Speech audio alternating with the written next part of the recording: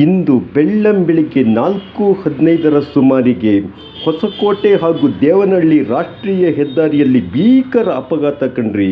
ಹೌದು, XUV 700 ಕಾರ್ನಲ್ಲಿ 16-17 ವರ್ಷದ SSLC PUC ಹುಡುಗರು ಕಾರು ತೆಗೆದುಕೊಂಡು ತೆರಳುತ್ತಿದ್ದರು.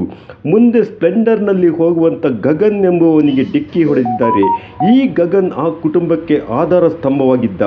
ಗಗನ್ ಸ್ಥಳದಲ್ಲಿಯೇ ಮೃತಪಟ್ಟಿದ್ದಾರೆ.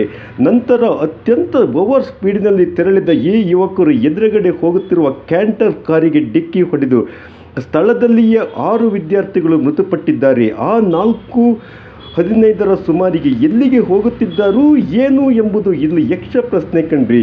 4:15 ಆ ಬೆಳಗಿನ ಜಾವಕ್ಕೆ ಈ SSLC PUC 16-17 ವರ್ಷದ ಹುಡುಗರಿಗೆ ಅದು ಏನು ಕೆಲಸವಿತ್ತು ಎಂಬುದು ಇಲ್ಲಿನ ಯಕ್ಷ ಪ್ರಶ್ನೆಯಾಗಿದೆ ಕಣ್ರಿ.